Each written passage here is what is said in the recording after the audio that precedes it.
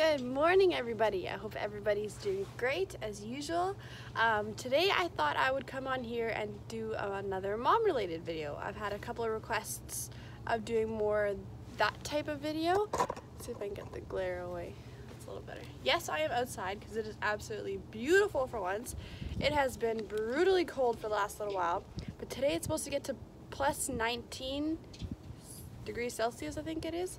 So yeah, of course we're outside. Owen is in school, Ryan is driving his bike over there, and Chica is chasing him. So yeah, that's what we're doing today, or at least right now. Okay, let's talk baby number one. That is my Owen. I had him when I was 19, I think. We had him a year and a half after we got married. Pregnancy, it was planned. We had tried for about 6 to 8 months, something like that. And we were both super excited once we did find out. I remember taking the test right in the morning. I took one like 3 times a day basically. I bought like 40 of them from Dollarama. Yes, they all work. They were all accurate. I remember taking the test in the morning, and finally 2 lines showed up. I was so excited, so I right away screenshotted it and I sent it to my husband at work. He was doing night shift at the time, so I was home alone. And yeah, we were just so excited.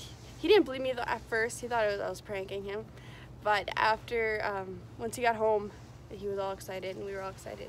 My pregnancy was okay. Like, I did have a bit of morning sickness at the beginning, but it was nothing I couldn't handle. I drank a lot of, what was it, lemon water? Warm lemon water or something. I did ginger capsules, I did a lot of crackers, and I had a lot of munchies. I remember I worked through my entire pregnancy. I was working, I think I was working customer service at the time, so I got to sit on a stool for most of the time, but I did do, I worked in the housewares department quite a bit too, and I remember I would have my big Canadian Tire sweater on or whatever, and then in my pockets I would either, I want to say, in one pocket I would have Lifesavers, because at that time I was like addicted to Lifesavers. You okay, bud? No, you can't go inside. You come sit with mommy. Come see what the video is. What's the egg in there? There's an egg in there. Yeah. You go drive your bike. Where's your bike? No. I'm tired. You're tired, then you do a rest. But yeah, in my one pocket I would have my Lifesavers. And then in the other pocket I know I'd have like those little vegetable crackers that I could just pop in my mouth and like basically just suck on them. Just because I was so nauseous all the time, but it helped, it really did.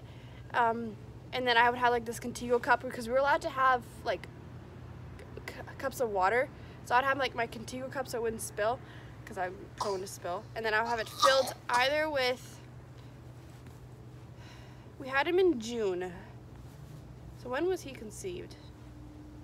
I don't know, but in the winter time I would have it filled with slushies, because I was craving ice, and like, because I was so terribly low on iron, so I was craving ice. So in the winter time I had it filled with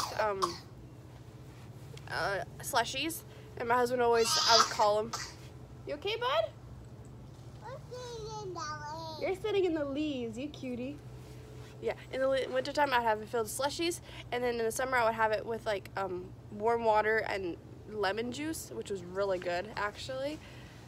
And then yeah, that's how I made it through work. I worked right until one day at work. I was 8 months pregnant. I know, because Owen was, I was just borderline making it to full term. He was, oh my goodness, I should have thought of this beforehand. He was born at 35 weeks and 4 days, I think. But yeah, anyways, one day at work, I ended up having like this weird stomach ache. Like I didn't know what was going on, but I had like it felt awful. Every once in a while it just hurt really bad. Contractions. I had no idea what contractions were because in my family we don't really talk about these kind of things. And I was like I'm the oldest, so I was like the first one to ever get pregnant or whatever. But it was I was having these awful stomach aches. So I went to my supervisor and I was like, okay, I just do not feel good. So she's like, yeah, go to the ER, get it checked out. So I went home. Jacob was sleeping because he was doing nights, and then during the day he would sleep. So I was like, hey, I'm having really bad stomach aches. Do you want to take me to the doctor? And he's like, oh, you're fine. You're not even 9 months. Go to like the walk-in and see what's up. I was like, oh, okay. So I drove to the walk-in, and they're like, so the lady, I ended up having my family doctor at the walk-in, and she checked me, and I was like 6 centimeters dilated, and I was like on full labor. So she's like, get your butt to the hospital now. So I was like, oh, okay. So I drove home, woke my husband up again. He's like, what now? I was like, I'm in labor. He's like, oh shit. So he quickly gets himself dressed. We get in the car, we get to the hospital.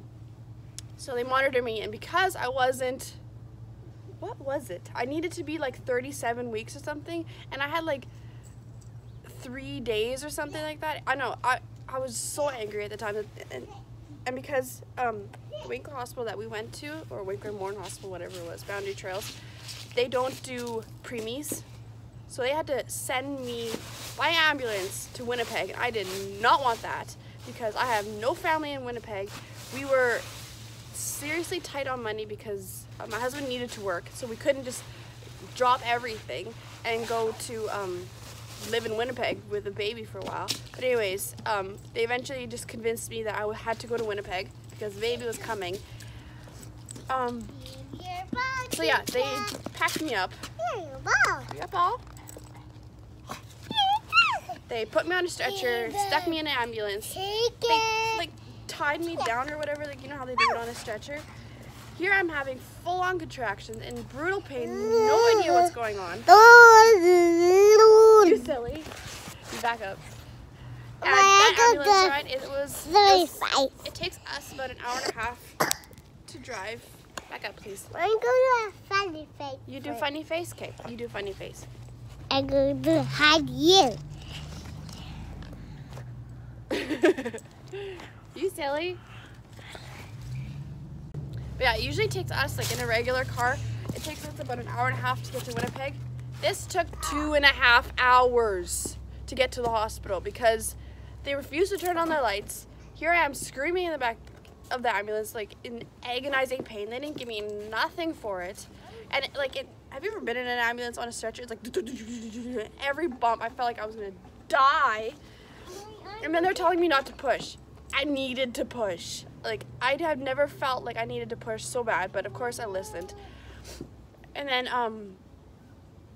Jacob, and when they were loading me in the ambulance, I said, get my mom. I needed my mom. But do you think they would let Jacob or my mom into the ambulance? No. I had to go all by myself, terrified, no idea what was going on. You found an egg? That's yucky. It was in the dirt. It was in the dirt?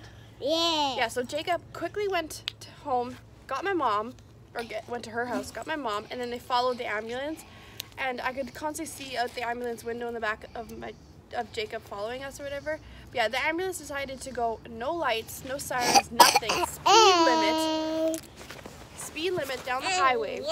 And then they went down Route 90, down, I don't know what the street's called in Winnipeg. And of course, we had rush hour. 4 o'clock, after work rush hour. And they were stuck in the traffic. Finally, one of the nurses that came along, she's like, I know a shortcut to get to the hospital. And I was like, just take it. Like, get me out of this traffic. And so finally they went down like side streets. Jacob and my mom ended up getting to the hospital a half hour before we did. Because they went like a different way. Because they knew the 4 o'clock is rush hour. But anyways, when we finally got to the hospital, they right away hooked me up. They got me an IV. They got me, by then I was about 8 centimeters dilated, I think. And I was just in so much pain because first of all, I had no idea what was going on. I didn't understand everything because, of course, nobody tells me anything. And I guess I should have done more research. And then finally, they're like, "Okay, let's do an epidural." And I was like, "Just do it." So I leaned forward. That was absolutely the most painful part of it. I could have done without the epidural. But anyways, when the epidural finally kicked in, I think it was like 5 minutes after it finally went in, they rolled me into like this operating room type thing. And then I got to go on the bed and they kind of lifted me up or whatever, my legs up or whatever, and Jacob was over here and they wouldn't let my mom in the room for some reason, so she had to wait outside. And then I swear it was 3.5 minutes. I think I pushed 3 times. Yeah, this is 3 times, and he was out. I ended up bursting blood vessels in my eyes. So my eyes were like bloodshot because I was so determined to get this baby out. I was so ready after that horrible ambulance ride, after from like me being at work in the morning to it escalating to no, it wasn't. I wasn't at work in the morning. I think it was like the afternoon. I'm making a pile of dirt. Yeah, but from me being at work, I'm making a pile of dirt. yeah, cool. With my hands. Cool. But anyways, from me being at work to finally make it to Winnipeg. My hands are getting dirty. Yeah, you go get a shovel. You want a shovel? In the sandbox. I was just so done, and I was just so ready. I was like, once I said I could push, I pushed with everything I had. Yeah, you can have the blue shovel. Yeah, it was like 3 pushes, and he was out, and I was so happy he was finally out. So anyways, they checked him, and because he was a preemie, they had to do like extra checks or something, and so I didn't get to hold him right away, which was really sucky. And then when they were checking him, I heard that he was like coughing weird or something, so he had like fluid in his lungs or whatever. So they had to check him and monitor him for that. And then finally I got to hold him. And then when I was holding him, he kind of choked weird or something, or like choked on a spit, I guess you could say. You have a shovel for you. Thank you. I will help you a little bit, okay? Help me. So then they had to take him away again. And then they brought me into the recovery room, I guess, because I had 3rd-degree tearing down there, which was not fun, so I had to get stitches. Ugh, TMI. But anyways, then finally when I could go see him, they had to monitor him, and then he decided he didn't want to eat. Yeah. So. Wait, it went today. Yeah. Yeah. Okay. But yeah, to add to all of this, because we were figured, oh, he's good. He's just choking on his spit a little bit. They got the fluid out of his lungs already, or he's good to go. And then he decided not to eat. He's like, nope, not happening. So they had to put a feeding tube, like a gavage, I think they called it. They put it in there, and then they fed him through a syringe or whatever. Yeah, so anyways, long story short, he ended up having to stay in Winnipeg for 2.5 weeks. Do you want to dig for me? Very soon, okay? Mommy's just going to finish a video. Take a lot of dirt and I'm going to find the ground. You're going to find the ground? Awesome. But yeah, so anyways, we ended up having to stay in Winnipeg for 2.5 weeks until he finally decided to eat. We ended up staying in the Ronald McDonald House in Winnipeg. Thank goodness for them. It was like $10 a night instead of like $128 a night at a hotel, which was like such a lifesaver. They were so awesome. I made the pile for you. Yeah, thank you. Yeah, but then when we finally got home, everything was great. He ended up eating nicely. I did bottle feed him throughout the entire time because that's just how he learned to eat in Winnipeg, and I didn't want to mess with his feedings and everything, which was great. And as you can tell, Owen is absolutely healthy and happy, and I couldn't have asked for a better Owen, I guess you could say. Oh, but yeah, that pregnancy, like, it was great. Like, I worked literally until basically I gave birth, and it was awesome. My second pregnancy, on the other hand, well, it didn't go so great. Yeah, a lot of things happened. If you guys want to hear that story, that's another good story.